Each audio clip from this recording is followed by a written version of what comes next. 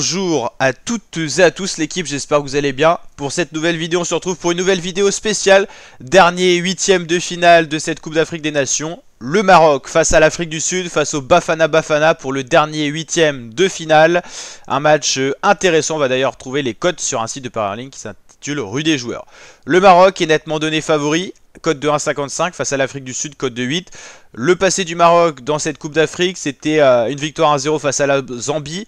Match nul face au Congo, qui est d'ailleurs passé en quart de finale. Et 3-0 victoire face à la Tanzanie. L'Afrique du Sud, c'est plus compliqué. Un match nul 0 partout face à la Tunisie. Une victoire 4-0 face à la Namibie, ce qui a permis notamment à l'Afrique du Sud de se retrouver en huitième. Et défaite de 0 face au Mali. Le Maroc, c'est quand même un beau morceau du football africain. Demi-finaliste de la dernière Coupe du Monde au Qatar.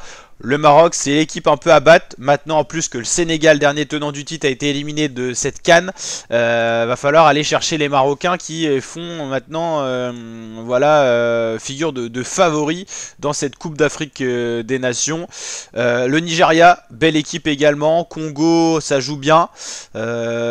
Cap-Vert, ça joue bien aussi. Mais ouais, Nigeria-Maroc, c'est les deux grosses nations du foot à battre lors de ces phases finales de cette Coupe d'Afrique des Nations. N'hésitez pas à mettre d'ailleurs qui vous pensez, quelle équipe, quelle nation va remporter cette Coupe d'Afrique en commentaire.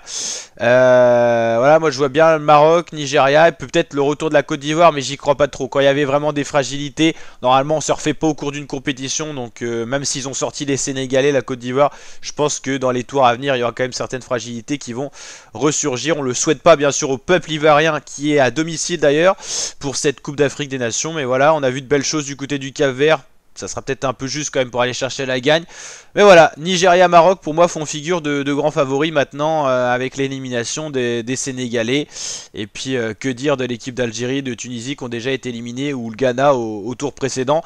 Voilà, il y a quand même de belles surprises dans cette compétition, dès que c'est toujours sympa à voir. Au niveau des stats des meilleurs buteurs, c'est pour l'instant Emilio Nzue, Guinée équatoriale, qui a d'ailleurs été éliminé la Guinée équatoriale en huitième de finale. L'Angola, elle pourra encore marquer des buts avec Gelson Dalla, il fait encore partie de la compétition. Égypte, Algérie, Angola, il y a Maboululu aussi qui a... Oui, l'Angola a marqué quand même pas mal de buts, que ça soit en phase de poule ou même en huitième de finale, sachant que c'est eux qui ont survolé le plus. 3-0 face à la Namibie, c'est le plus gros score pour le moment des huitièmes de finale. Et deux prolongations à souligner, jamais 203. On pourrait peut-être avoir penalty, enfin prolongation puis penalty pour un des deux matchs, Mali-Burkina Faso, Maroc-Afrique du Sud de cette dernière journée.